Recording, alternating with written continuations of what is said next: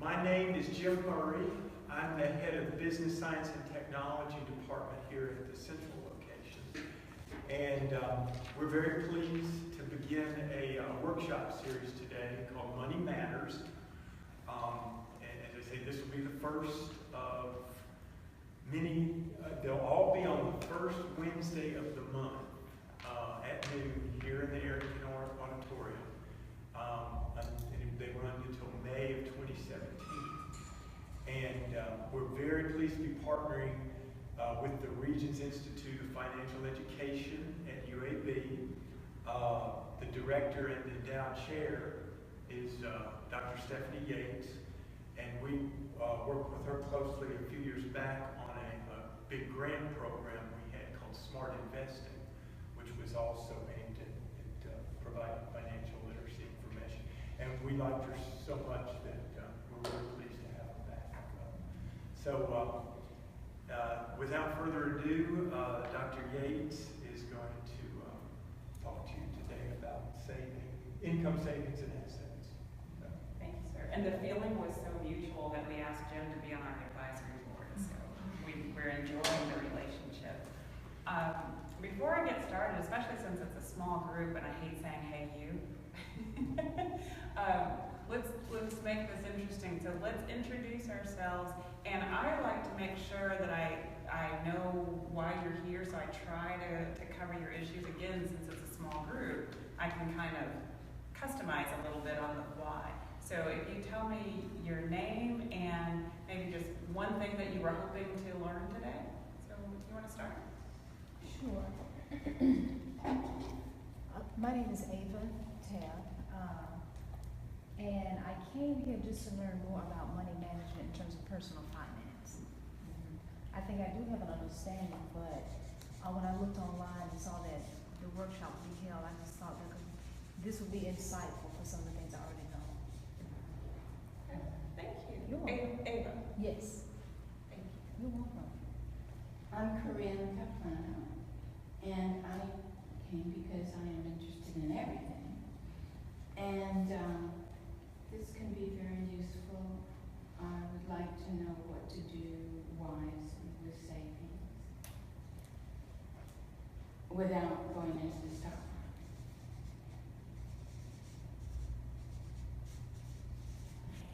Now, if you're writing that for us, that's invisible. Is it? Absolutely invisible. I've got to cancel it. I think I need to update my markers. I'm going to remind you what it says. Sure. Okay, this one's better. Oh, yes. Yeah. My name is Josephine Burford, and I came because it was free. Okay. And, being public, I thought it would be an interesting learning experience, learn about money, and learn how to be more smarter and wiser with it. Great. So your issues or concerns are perfect for this talk, because since it's the first one, I think I'm buzzing a little bit. I'll just walk away from it. Welcome. We were just introducing ourselves and kind of talking about why we're here, so I can try to touch on what might be interesting to you. I'm Stephanie Yates. I'm the director of the Regents Institute for Financial Education. Your name? Madeline Cole. Madeline Cole. I know you. I know you. Yes. Anything in particular that you want to know? Everything. Okay. I'm Akil Bugs. Not just yet. Okay. What I was just saying is that the issues or questions that came out are really kind of general today, which is perfect because my talk is a little bit general. We're going to be talking about basic money management and savings, and so that's what Ava and Corinne were most concerned about. So let me find my paper. I'm sorry, something I was interested in is if you set a goal of saving so much amount, like how do you set a goal of something that you want to save for like a trip? Oh, okay. And then Okay. Perfect. So I'll try to come make sure I talk about that when we come back to savings. So just remind me if I forget. Okay. Oh. What's your name? Reese? Yes. And my name's Stephanie. Is there anything in particular that you were hoping to learn today? No. Okay. Information. Okay, perfect. So as I was mentioning, this is kind of a basic. The nice thing is I get to come back next month and the next month and the next month. So we'll just kind of build from there. So this is our topics, our objectives today are a little bit basic because remember we're talking about income, savings, and assets. And you know, when I give talks on budgeting, I think just the issue for some people with money in general is that they didn't learn a whole lot about it in school, and so it's a little bit scary. And so, you know, on the news and magazines and things like that, they make really simple things sound really complicated. So my style is that I try to just make these things not so scary and not seem so complicated. So what I was mentioning is when I talk about budgeting, and we won't get into budgeting in too much detail, but I always say, you know, there's not a whole lot to it. You've got what's coming in and you've got what's going out, and you need to make sure that the what's going out isn't more than what's coming in. And so if you find that you have a problem, because a lot of times it takes a couple of passes to get a budget that works and everything lines up, there aren't a whole lot of options on how to fix it. You've either got to bring in more or have less going out. So that's why that's why our starting point with this series is that we're going to talk about income, and then because this relates to that budget, we're going to talk about money flow or cash flow that finance people like to talk about. Because, you know, and I'm supposed to be an expert in this stuff, and I'm not always so good at kind of practicing what I preach. And I know personally that I've noticed that when I pay more attention to where the money's going, I make better decisions. You know, because what's that old joke? Well, I can't be out of money because I still have checks left in my checkbook. These days, I think it's something with swiping. You know, my transaction wasn't denied. I went to the ATM and they gave me money, so I must be okay. If you do a little bit better than that in terms of tracking what's going out, it tends to work out in your favor. You tend to have a better handle on your spending. You tend to be a little bit more conscientious about your spending, and that helps you look ahead to the future. So we're doing all this so that we can get out of that mindset, and not to say that you are, but I know I do this sometimes, and a lot of other folks do, where you're in that mindset where you're just trying to make it through the week. Or, you know, maybe our money only lets us operate from paycheck to paycheck. But if you're thinking ahead about when that next paycheck is coming and how it's allocated and how I can maybe change things up so it won't be so tight, then the future starts to get better and better. So that's why the topic is about income, savings, and assets for the future. Because we're doing all this because even if your starting point is really lousy, or even if your starting point is pretty good, the better job you do of tracking your spending and kind of coming up with a plan, the better off you're going to be later on. So let's see, where am I?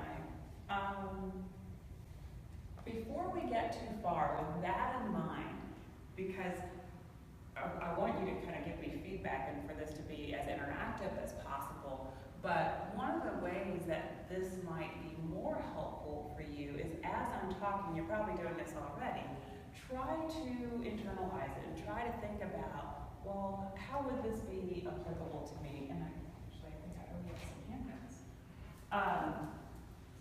So before we get too far along, start thinking about the future. What are your goals? And sometimes when we think about goals, we don't necessarily think about them in financial terms, but you know, when it gets down to it, money kind of creeps into everything. So start thinking about, as we go along, what are your goals? And I'll loop back around to this in the end, but we were thinking about goals. For now, you can just think in general, what is it that I want to do money makes a difference, or it would cost money, or it would cost something to achieve that goal. And then when we get back to goals into more detail, a little bit more specific about them in terms of, well, when do I want that to happen? What's it going to take to make that happen, and so on. But start thinking about that as we go along. Well, what is it that I'm trying to do? Because that was why I started asking you the questions when we got started, thinking, I didn't know this was going to be, I was going to be on the spot. But you'll get more out of it if you really start thinking about, why did I come again? What is it that I'm trying to do? So keep that on the back burner as we go along. So remember, we're talking about income and saving, and then applying that along with cash flow management to those future plans. The first part, as I mentioned before, is about income. You know, if you've got a problem, and a lot of this stuff is kind of, well, duh, I already knew that, right? But that's the thing when it comes to personal finance and money management. I would bet you that probably half of what I'm going to say you already know. But maybe you just didn't know that you already knew it, or you didn't know how to put it all together, or you just kind of set it aside. And so money management is really taking a lot of tools and a lot of information that you've seen or heard and figuring out how to put it all together and make it work for you. And so we go back to this notion of income. And if things aren't working out, or you want to get to a better place, one way to do it is to maximize or increase your income. For some of us, for example, when I talk to UAB students, the professors in the room are always quick to say, no, we don't want them to work, we don't want them to do this, we don't want them to do that, we want them to focus on their studies. Well, that's true, but you know, maybe there's times when there's nothing else going on, and you can work a little part-time job. For example, I tell students all the time, like, we're running summer camp right now, and I'm always looking for students to work summer camp. You know, it's a week, and they do pretty well in a week's time. So you get creative if you want to reach these goals. So just some ideas. How do you improve yourself in order to improve your income? So for some folks, workforce development or some sort of personal development, taking a class or something like that might be an option. For some folks, it may not just be GED, but returning to school, getting another degree. Like, I always, well, okay, forgive me, I'm going to do the sidebar. I tell a lot of stories. That's how I teach. I'm not just that straight lecturer and I read what's on the slide. It's because I think that if I tell a story, I might touch on something and it might make something make a little bit more sense to you. If nothing else, it may help you to remember it. I know when I'm studying for a test or something, I remember, oh yeah, the instructor said that her brother had this problem, and that's, I don't know, I'm visual. At any rate, getting back to, where was I even going with this? Increasing your skills in order to increase your income.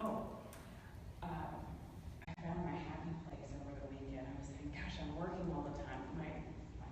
My sons are definitely my happy place. But you know, they've got their video games and their friends and this and that, and as they're growing, it's like, well, what am I going to do with my free time? So I finally pulled all my sewing machines out of storage and got that set up. And I probably don't have enough time to get back into quilting to the extent that I would actually be selling my quilts. But that's something, there's so many people that I run into who have amazing talents, and it doesn't even occur to them to use those talents in a way that can make them some money.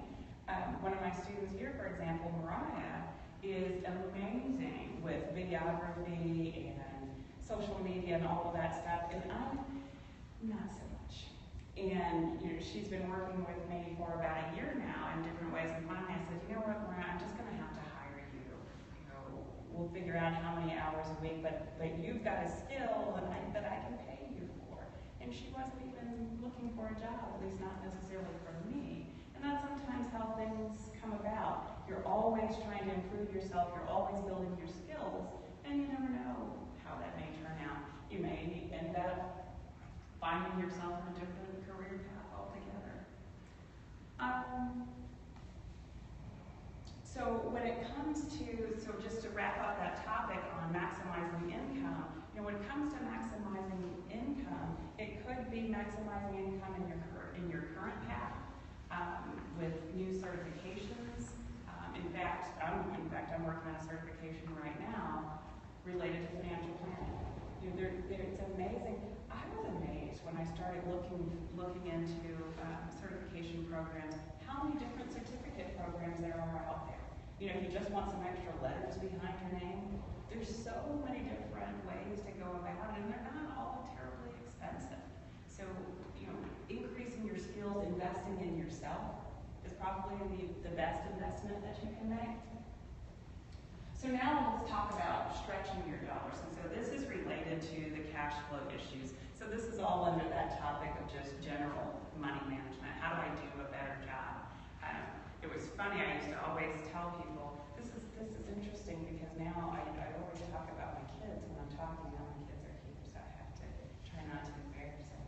But I used to always tell people when my kids were little, they always knew when we went to the grocery store, you can't get it if it's not on sale or we don't have a coupon. Because that was how we were able to, stretch dollars and make things work and have enough money to, don't go on a whole lot of vacations, but have enough money to do the fun stuff. So if we're not spending it at the checkout, then we can save that money and do other things. So sometimes saving isn't necessarily about putting money in the bank.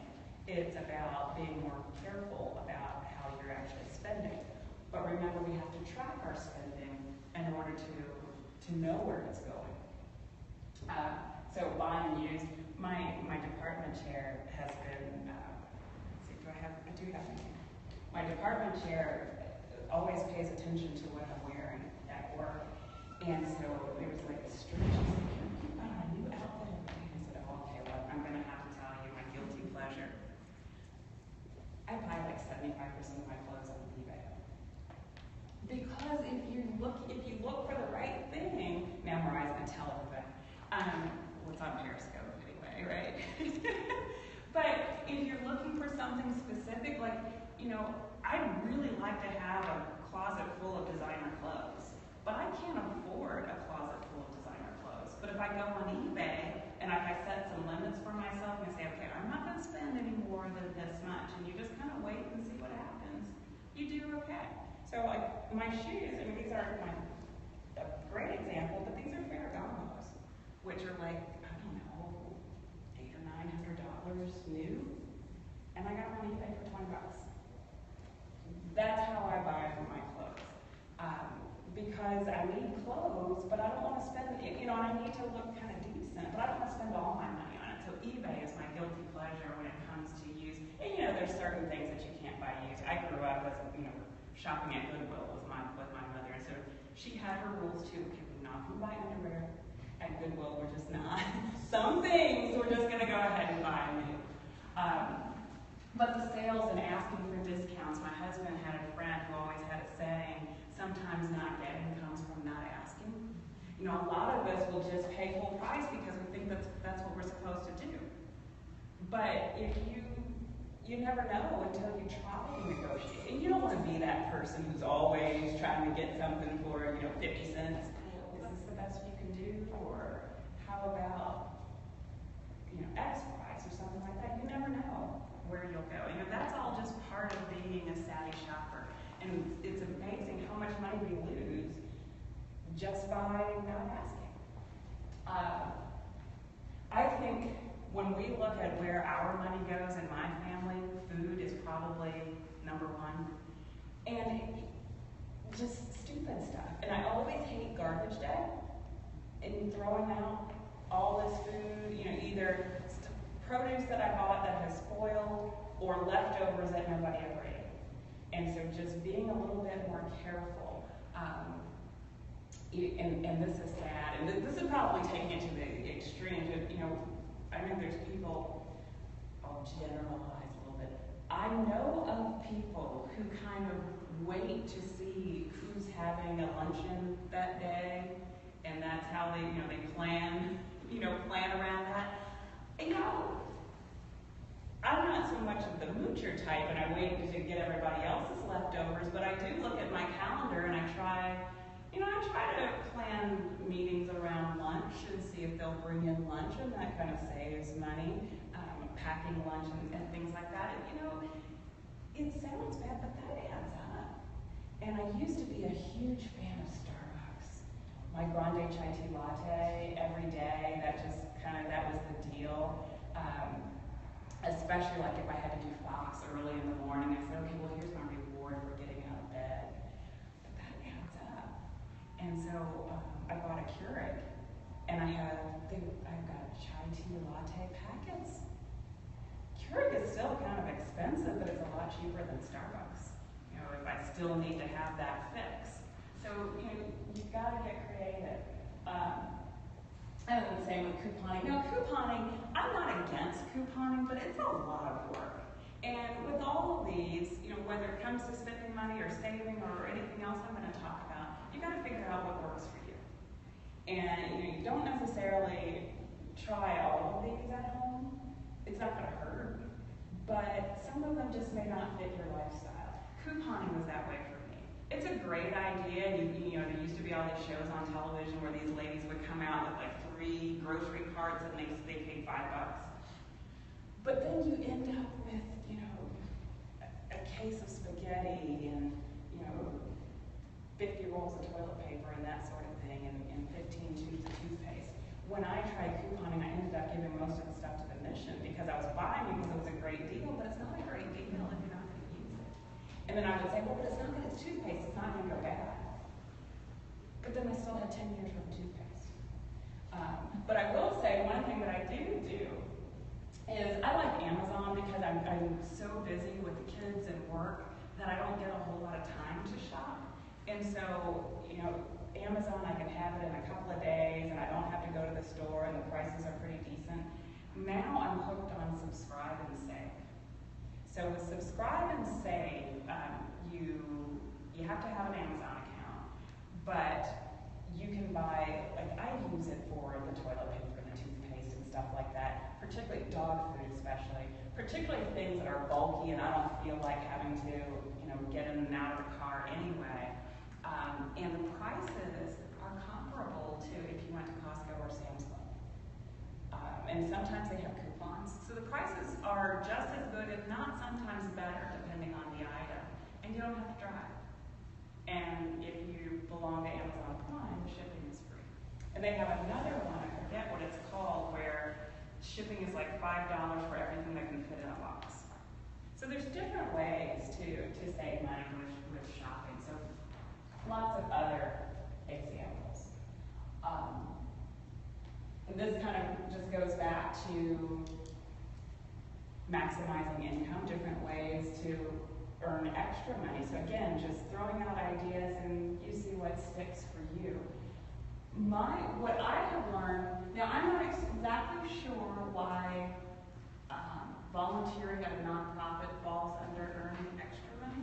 I think volunteering means that it's free, but actually, and I think this is the idea, these slides come from the National Endowment for Financial Education, but the idea is that, kind of like what I was saying with investing in yourself and with Mariah and her social media skills, getting yourself out there and getting out around other people, that's kind of how things happen sometimes.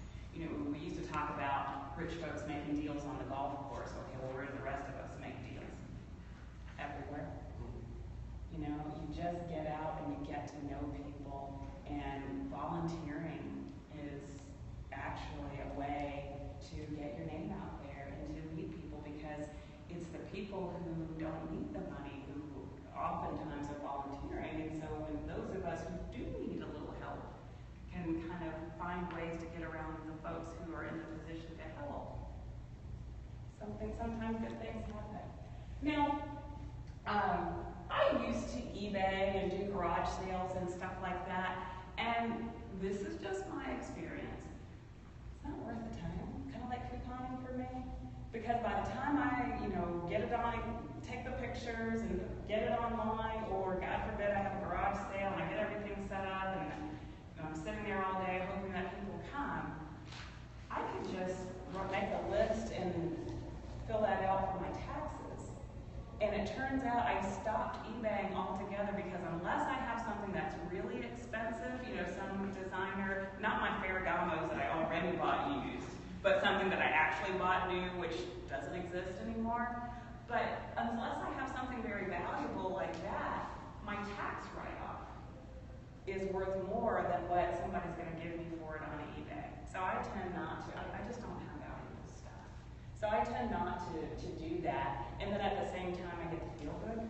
So periodically, I just gather up everybody's stuff, clothes that don't fit or they don't want anymore, and I take it to the mission. I get to write it off on my taxes, and I get to help other people. So that works better for me. And then I'm doing the volunteering thing, so I'm meeting other people and making good connections there. So when it comes to tracking money,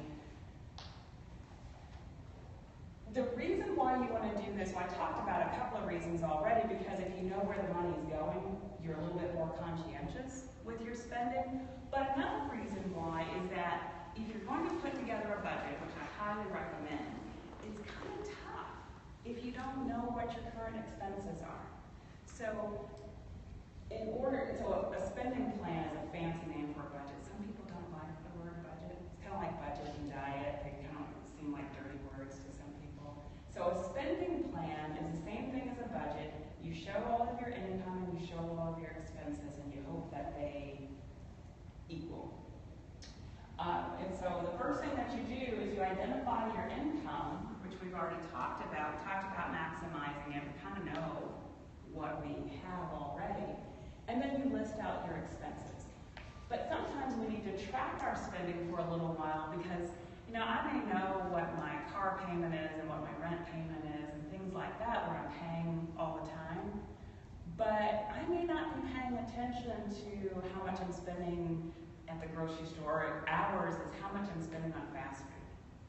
Because we're ripping and running trying to get to, I've got to pick up a kid here and then take another kid somewhere else, and in between we're going to stop by Zaxby's or whatever. You may not keep track of that, so all that swiping, check writing is a little bit easier to keep up with, but the swiping, we tend to just keep swiping until someone tells us to stop, and hopefully it's not the thing. But if you maybe hold on to all your receipts for a couple of weeks, and then you can go back and look at them and get an idea of where the money went. If you, some people say, it's kind of like an old-fashioned thing too, but you keep a little diary and write everything in it. I'm not going to do that. Holding on to receipts, as my son can attest to, that I'll do. And then maybe at the end of the week, I'll look through and see, oh my goodness, that's what I did. But I have to tell you, when it comes to tracking money, what my new best friend is Quicken. And I think I've been kicking and screaming for years not wanting to use Quicken because it just seemed, kind of like I started off saying, it just seemed so complicated. And they just made money seem so difficult. It's kind of cool. Once I figured out how to use it, and the thing is, and I think what makes it overwhelming is that it does so much. And if you go in thinking that in an afternoon you're going to use every feature in Quicken, you're so wrong. And you're putting too much on yourself. And Quicken doesn't have to work that way. You can do a little bit at a time. So I had set a goal where I was going to just put my checking account in Quicken. And I did. And the great thing is that when it comes to tracking my money flow, it's automatic now. Because if you have an internet connection and you have a bank that uses online banking, you just download your transactions into Quicken. And so all you have to do is tell it, and it will suggest to you, oh, I see you went to McDonald's 17 times this week. And so it will suggest that you categorize those transactions as fast food, and you just say, yes, yes, yes, yes, I'm embarrassed, okay. and it's all done. So it doesn't automatically categorize them because it wants to give you the opportunity to decide, no, I want to hide that and call it something else. I don't know. But it will highlight everything that's new. You look at it, approve it, and it goes, and then you get all these great reports. So then you get to see, okay, last month, and so let me back up and explain why this is so wonderful. Whether you use Quicken or whether you use the diary or you hold on to the receipts, what is so wonderful about keeping up with your expenses, so low tech or high tech, is that at the end of the month, or maybe even at the end of the week, you can say, oh my, I spent $200 this week on fast food. I need to think twice and kind of think ahead about, okay, I know I've got all these things to do. How am I going to pack my lunch, or how am I going to do things differently? Because that's just a lot of money, and that's what we ended up doing. I'm embarrassed to tell you the figures, but there were way too many zeros in our food spending numbers. And my husband and I looked at each other and said, how in the world did we even do that? Because there was money for fast food, there was money for restaurants, and there was money for groceries. And I was saying, okay, it makes no sense to me how you can spend a whole lot of money on restaurants and then buy groceries too. So we were going to the grocery store, buying the food, and then coming home and saying, oh, I'm too tired, let's just order pizza. And then throwing out the groceries. So now, because we keep track of it, we see, oh, that's where the money is going. And so after we watched it for a little while, then we said, okay, here's what we're going to do. Here's how much we're going to spend on groceries, and when it's gone, it's gone. Or here's how much you kind of still have to eat. Here's how much we're going to spend on fast food, and when it's gone, and we have to start cooking at that point. So listing your expenses is a little bit easier once you actually know what they are and you've been tracking them for a while. And then you just compare the two. So I keep talking about that. Making sure that your income is at least equal to, but hopefully more than, your expenses. Just want to check my notes and make sure I said everything I was planning. I think I've got a couple of handouts in your handout packet that I wanted to mention.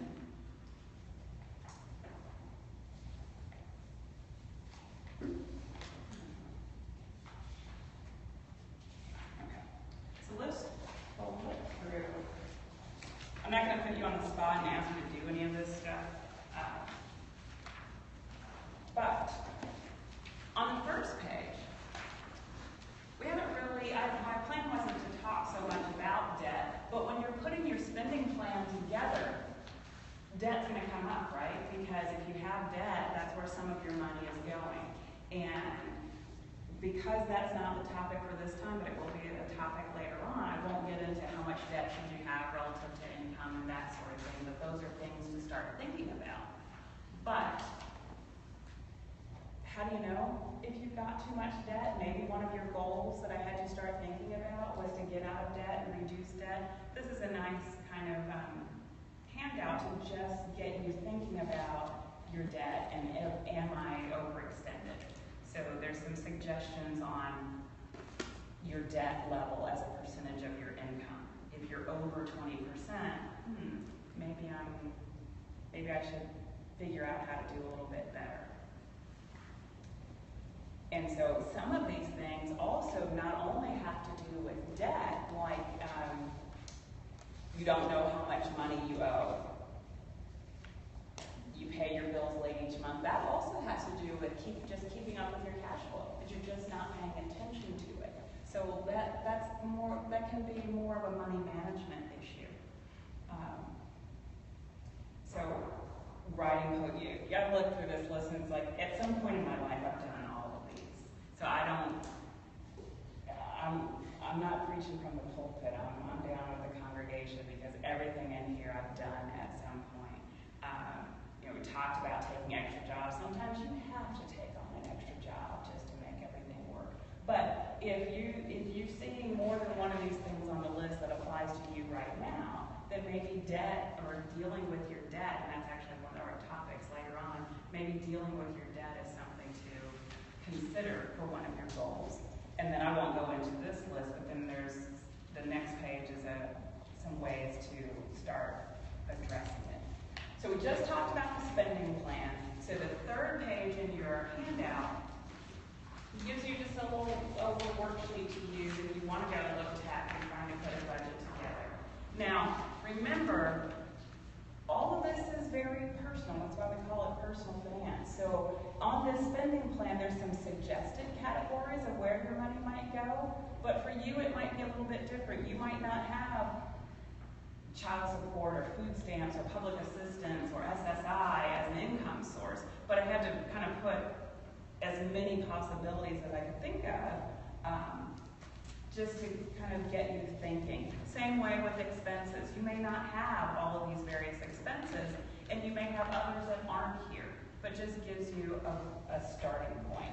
So again, you want to total up your income, total up your expenses, and hopefully they'll match. Now, on this page, you've got a column for expected and a column for actual. The way you do that, if we go back, well, actually, that slide's a little bit different. The 3 steps it said were to list your income, list your expenses, and then compare. Well, we've got expected and actual, so you could actually do it twice. So you list what you think your income is, because sometimes we forget, oh yeah, there's that check that comes from that savings account that I forgot about, every quarter. So you put what you think your income is and what you think your expenses are. And then after you've actually tracked it for a little while, you put the actual numbers. It's always interesting to me how far off you are. Here's another true story of why this is so important. I was talking about insurance the other day, with a group the other day, maybe a few weeks ago, and I thought to myself, I remember buying an insurance policy and I haven't paid the premium in a while. I wonder if I still have that insurance policy, because I hadn't been paying attention. I just didn't remember seeing, this was before Quicken, so it's been a while. I hadn't been paying attention, and I just remembered that I hadn't seen a bill in a while. And so finally, I found an old bill, and I called the insurance company. I'm just going to go ahead and tell you. I'm embarrassed to say that the man says, ma'am, you haven't made a premium payment since June of 2012. We sent you a lapse letter, and you never got a response, so your policy has now lapsed. But, and this is just amazing to me, he says, we have a policy in our office that we give you 5 years to reinstate your policy. So I was just under the wire. So I got my act together finally after 5 years, and I can reinstate my life insurance policy. Here again, had I been tracking it, had I been keeping up with all my money, I would have noticed, oh wait, there's no money going out for life insurance premiums. But I was operating it on, if I don't get a bill, I don't know it. And let me just share something. I tell my students all the time, I've had about 18 jobs in my lifetime, and so a lot of my experiences come from all these different places where I work. One of those 18 jobs was working in the credit department at Macy's. And this was really eye-opening to me, because what I learned there was that your monthly credit card statement is a courtesy. So if you move, or for whatever reason you don't get your statement, that doesn't mean you don't owe. Because we would call people all the time and say, well, we haven't received your payment yet. And they say, oh, I didn't get the bill. And I would say, well, as a courtesy, I was trained to say, as a courtesy to you, I can send out another copy of your statement, but you still owe us that money. They said that when you make the purchase and you get the receipt, that is your contract to pay. The statement is a reminder. So next time you use your credit card, take a look at the receipt.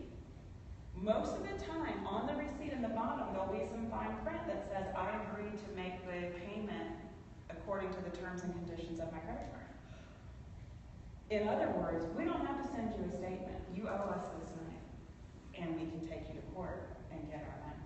So that statement is a courtesy. So if you're waiting for a bill to come from anybody, and you're using the argument that I didn't get the bill, because I moved 5 times, so I couldn't get the bill, or whatever, I just didn't get the bill, you still owe it. Usually, wouldn't you wait for the statement so that you could send that in? Or you mean you can pay these things early without a statement? Oh yes, you can pay it, they'll take your money anytime. And that's a great point. You should absolutely, I'm not gonna necessarily use the word wait, but when you get that statement, you absolutely want to compare that statement to those receipts or your recollection of your spending to make sure that everything is correct. But yeah, you can pay it at any time. In fact, if you don't pay off your credit card at the end of each month in full, you might want to pay it before the due date because that cuts down on the interest. So let's say you typically pay $50 a month on your Visa because you carry a balance from month to month, which I don't recommend, but sometimes we have to. If you pay $50 a month, it might be better to pay $25 every 2 weeks. Anybody know that? Because they charge you interest based on the average balance. So you're still paying $50 a month, but if you pay it every 2 weeks, half of what you would normally pay every 2 weeks, it reduces that average balance, which reduces what you're charged in interest. And it helps you put more towards what you actually owe instead of just being charged more interest. So with these spending leaks, that's the stuff I was talking about already in terms of the Starbucks and the fast food and all those things. So it becomes more obvious to you where the money is going, where those spending leaks are, if you start tracking it. So I mentioned already with the handout about debt, and so you have the handout about signs that you have too much debt. Let me give you another one that I don't think is on that sheet. Anybody have a credit card? I think this is something new in the last 3 to 5 years. On the credit card statement, have you ever paid attention to the box that says, if you pay the minimum payment, you will pay this off in X number of, I think it's in years, not months, in years. And then, have you ever noticed the line under that, it's usually the second line, that says, if you want to pay this off in 3 years, here's how much you should pay? You ever seen that? Any idea why they have that 3-year amount? The reason for that is that it gives you a sign if you've got too much debt. Because if you were to file bankruptcy for a reorganization, what's that, 11? I get my chapters mixed up. Chapter 11. So if you file for a Chapter 11 bankruptcy for a reorganization, where they don't discharge the debt, they just stop all the interest, what they do is they take your total amount that you owe your creditors, and they divide it up over either 60 months or 36 months. So 36 months is 3 years. And so what they're subtly saying to you on your credit card is that if you can't afford to make that payment that would pay that debt off in 3 years, you've got too much debt, because that means that you can't afford the bankruptcy settlement. And you'd have to take the 5-year. I think they should go ahead and put the 5-year number on there as well. But that's the reason for it.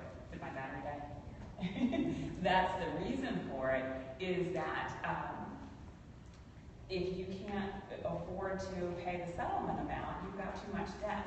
So I just mentioned that ideally you pay off your credit cards in full each month. If you can, my hope is that you pay more than the minimum payment, and try to pay that 3-year amount or somewhere close to that, because otherwise you've got too much debt, and you either need to start thinking about some of the things we talked about, maximizing income, cutting back on expenses, so you can put more money towards that debt. Okay, credit. What's the difference between a credit report and a credit score? Credit score is the actual number, and the report is a review of the activity. Right. So credit score is your number that ranges from, Is it 4 to 800? about, it depends on the bureau. There's actually 3 different credit bureaus, but it's about 300 to about 850.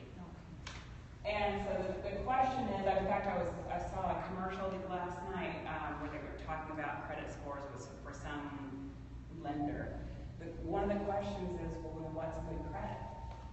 What's a good credit score? It ranges from 300 to 850. Anybody have a guess? Over 700. Yeah, the commercial I saw last night was 740 was the number that they used. It used to be about 640, before the credit crisis. But now everything's kind of ratcheted up. Banks don't want to lend to everyone like they used to. So these days you have to have a credit score of about 740 or better in order to get the best deals on mortgages and car loans and anything else. After that, doesn't mean you're not going to get credit, but you're going to have to pay a little bit more. What goes into your credit score? So the score is between 300 and 850, but how is it determined? Anybody? There are, I just have to look at my notes on this one, 5 factors that go into credit scores. Meaning there are 5 things that the credit bureaus look at, and they put more weight on some things than others. So I'll go bottom up. Last 2 are a tie. Your credit mix, meaning that you kind of get more points, so to speak, for paying your mortgage on time than paying your Macy's bill. It's harder to get a mortgage than a credit card, especially a store card. So that's more valuable in terms of your credit score. So that's probably number 5. Number 4 is your new credit. So credit inquiries. Every time you apply for a new credit card, a new car loan, they're going to check your credit.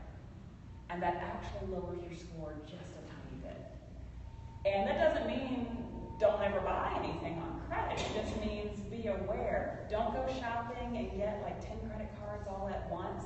They tend to, they don't look at it for very long, so you just want to make sure that in any rolling 12-month period that you didn't apply for too much credit all at once, during those 12 months. So one thing, and I think this is less common, but I know that when I was in my 20s, I learned the hard way. Actually, not even just in my 20s, probably as recent as maybe 5 or 6 years ago. If you go to buy a car, and you have the car dealership finance the car, some dealerships, without telling you explicitly, will have you fill out that loan application, and then they say they're working for you in your best interest. They send that loan out and have banks shop it, or they shop your loan and have banks bid on it. What that means to you is that if they come back and say, okay, Region said that they will charge you this interest rate for a loan, and BBVA said this, and BB&T said that, all 3 of those banks pulled your credit. So you get hit, not a lot, but it adds up. You get hit 3 times. How much is not a lot? 5 points-ish. But if your credit score is already lower, 5 points is a lot. I would say maybe 3 to 5. But so 3 to 5 each. And so when I realized that it was actually happening, I went to buy a car and they shopped like 6 banks. And God forbid, you say, you know what, I'm not going to get this car. And you go to another dealership and they shop another 6 banks. That's 50, 60 points. And you didn't even get a car. And that's even worse because what happens is they say, okay, she's got all these inquiries. What did she buy? And then you didn't buy anything. So then they wonder what you're up to. And so all of that goes into your score. But again, these are minor. So number 5 was the mix of credit. Number 4 was new credit. Number 3, so those were about 10% each. 10% of your score each. Number 3 is the length of your credit history. I know at UAB that's always hard on our international students because they're starting from scratch. In fact, one told me the other day they can't even get a social security number sometimes, so they can't even start a credit history. You talked about credit decreasing maybe by 5 points just a bit when the lenders check. But what happens when, for example, I check my credit once a year? First I do a free report to get a review, and then because it's like a discount, I'll go ahead and check for the number. But does that also? I'm glad you mentioned that. I meant to mention that. So it's great that you do that. You should absolutely do that. So you can go to annualcreditreport.com and get a free copy of your credit report every year, and I highly recommend you do it. But now they're going to give you the report. But when you do that, that's considered a soft pull on your credit. So it'll show up on your report, but it doesn't affect your score. Because if I pull my own credit, just so I can see how I'm doing and there's no fraud, that shouldn't hurt me. Same thing if you go to Credit Karma, maybe you've seen their websites. At Credit Karma, you can get your credit score for free. And anytime they update you on your score, that's also a soft pull. I really like that website and I highly recommend it too. It doesn't cost anything. They're going to ask you for your social because that's the only way they can get your credit score. And the only thing that they do is you're going to get ads. They're going to try to get you. They're going to say, based on your credit history, this would be a great credit card for you. You don't have to click on it. Just get the free stuff and ignore that. So those are all soft pulls. Another example of a soft pull is not only when I pull my own credit, but if I have a Macy's card, periodically Macy's might pull my credit and then they'll send me a letter and say, oh, you're so wonderful, we want to increase your credit line. Or I may not even have an account at Macy's and they pull my credit. Those are all soft pulls. The only time it's a hard pull is if it's a creditor that I have authorized to pull my credit expressly, specifically for extending me new credit. But if somebody else pulls my credit because they want to offer me something, and you get those things in the mail, or I check my credit, that doesn't hurt. Okay, so credit mix, new credit, length of credit history, that's 15% of your score, and then 30% of your score is how much you owe. Here's another thing that people don't often know. We kind of know that we shouldn't max out all our credit cards, that that's probably going to hurt us at some point. That absolutely hurts your credit score. But what people don't often know, and I'm going to speed it up, what people don't often know is how much should my balance be on my credit cards for it to not hurt me. 30% or less. So if Macy's gives you the $1,000 credit line, you need to keep the balance under $300 for it to not hurt your score. And what's the point of getting a credit limit? I guess that's why some credit cards will give you these huge limits, more than you'll ever need. Well, number one, they want to tempt you into using it so they can charge you interest and other fees. But you want to keep what's called your credit utilization under maybe even 20%, and certainly under 30%, so that it doesn't hurt your score. So that's 30% of your credit score. And then the last part, the number one, I sound like David Letterman, the number one factor that affects your credit score is your payment history. Now, a couple of quick things to remember about that is on your payment history, it's not going to hurt you until you're over 30 days. I'm not saying to pay your bills a week late, but don't get freaked out. As long as you're not over 30, they're not going to report until you're over 30 days. I remember that from working at Macy's. We just don't have time to turn in everybody who's a couple of days late. So they're going to wait until 30 days. And if you're a good customer, kind of like those Discover commercials, and you just forgot, the bill walked around in your purse for a week, oftentimes you can call them and say, hey, can you take that off my credit? I didn't mean to. And they typically will have a policy that maybe once or twice every year or so, they'll take something off of your credit. Again, sometimes not getting comes from not asking. Just call them and ask, and that might be okay. So last thing, and I know I was trying to get to that, but I told too many stories. I I know y'all wanted to talk about savings. Few things I want to mention about savings. We run Alabama Saves, which is an organization aimed towards getting people to save more money because the personal savings rate is so low across the country. So I gave you a pledge card.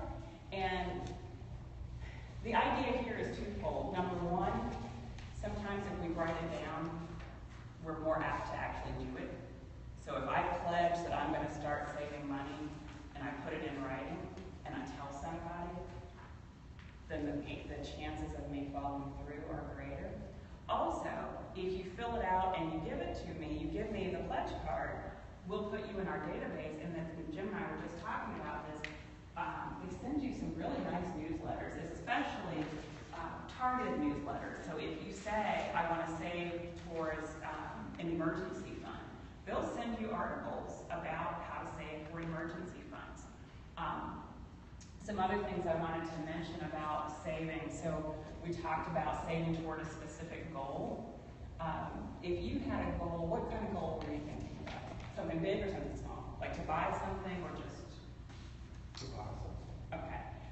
Here's my tip for if you want to save to buy something. Because there are some people, exact same issue. How do I figure out how much I need to save, each week, each month, or whatever? There's a website called SmartyPig, smartypig.com, that you can go to. You put in your savings goal. You say, I want to buy a flat screen television and it's going to cost $1,000.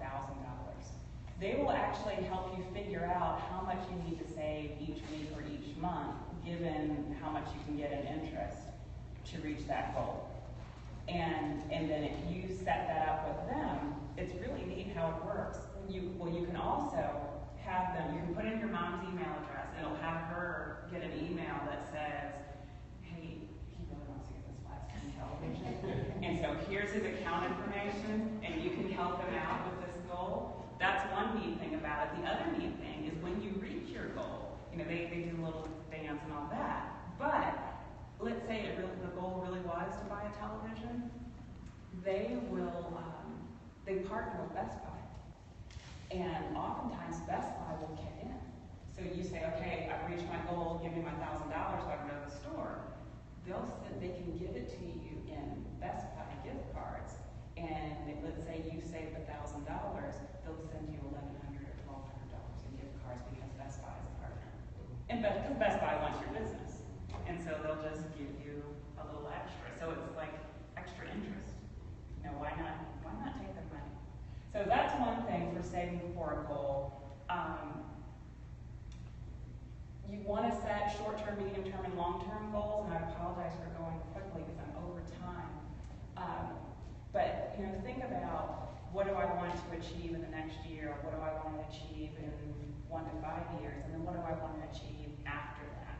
So usually kind of the dollar amounts get bigger, but in the way that we save is different.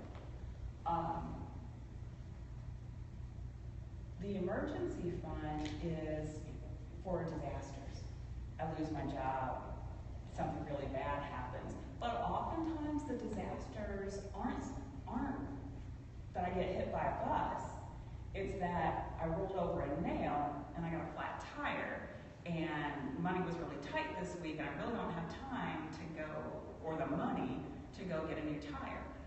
But if I had an emergency fund with $500 or $1,000, I can handle those little things and it doesn't mess up everything else. So don't get hung up on thinking, oh, I've got to go with that rule of 3 to 6 months of my income in an emergency fund. Start with enough that can get you past the little emergencies, 500 or 1,000. And so here's a tip for that. Great emergency fund is $1,000. You heard of the 52-week challenge? There are 52 weeks in a year. Every week, save the amount of money that correlates to that week number. So the first week you save $1, second week you save $2, third week you save $3, and so on. After 52 weeks, you'll have about $1,300. Now, variation to that, you don't have to start in January. You can start anytime. You just do it for 52 weeks. Also, You don't have to do it in order. You may have a good week and you happen to have $52 laying around. Because if you did start in January, think about what's happening in December when you've got to come up with $48, $49, $50, $51, and $52 a week. That might not be so good. But if you have a good week, go ahead and knock out the $52. So what I do, I just print out a sheet, I write 1 to 52, and I cross them off when I save them. So when I save the $52, I put the money in the bank and I cross that off. And then after 52 weeks, in whatever order worked for me, I get there and I get my $1,300. I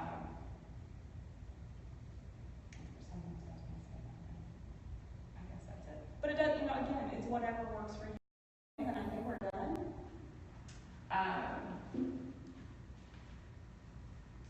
Anybody want to know about IDAs? Yes, Okay. I'd just like to know what it is.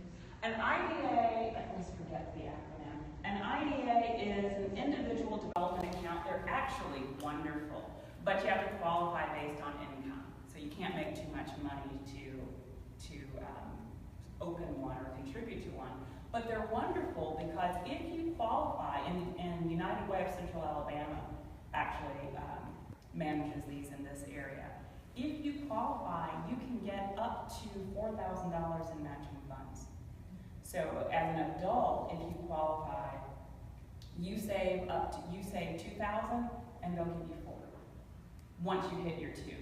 But you can only use the money for certain things. So it's great. So for adults, they typically target it for people who because you can use it to buy a house, for education, and start a business. Yeah. So those are the 3 things. But what I like it for is students. For students, all the student, even a high school student, because students have lower income, right? So they're more likely to qualify for these kinds of programs. They only have to put in $500, and they still get the $4,000. So it's a really nice program. So just go to United Way's website, and you can find out more about it if it's something that you're interested in, or you might qualify or know someone, because it is a really good program. Last couple of things on savings. I've got all kinds of things. So just like I was saying, how much I love Quicken now, my other new love is Acorns. If you have a smartphone, here's the thing with saving. It's not hard. It's not rocket science. It's just forcing ourselves to do it.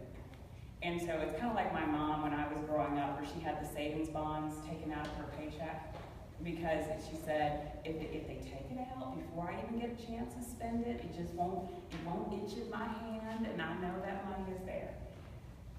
Same idea with Acorns. With Acorns, what you do, it's an app that you download to your phone. I don't even know, I guess you could put it on a tablet, but I don't know if there's a PC version. But anyway, you give them your bank account information. I know we don't like to give that out, and I would typically say don't, but it's insured, so it's okay. You give them your bank account information, and what they do is they round up your transactions. So Bank of America used to have a program like this a while ago where they rounded up the change and gave it to certain charities. But here, they round up all your transactions to the next nearest dollar, and they put that change into an account for you. And so, Corinne, I know you wanted to save without using stocks. Yes. What you do, if you were to use Acorns, they give you different options on how you want that money saved or invested. So you could tell them to put it all in bonds and money markets. You don't have to do stocks. But if you're younger, and if you wanted to be a little bit more aggressive, you could have a very aggressive stock portfolio just by rounding up the change on your transactions. So I've been doing it for about 6 weeks, and I think I have $130 in my account. You get $5 every time a friend opens up their Acorn account. You get dividends. You get, if the stocks or the bonds go up in value, that increases the value of your portfolio. So it's just a really neat way to invest in stocks if you want, bonds, money market funds, without having to do any research, without having to do anything except just set up the account and tell them if you are aggressive or if you want to be a little bit more conservative. So anyway. we talked a lot about money management. We talked about saving without stocks.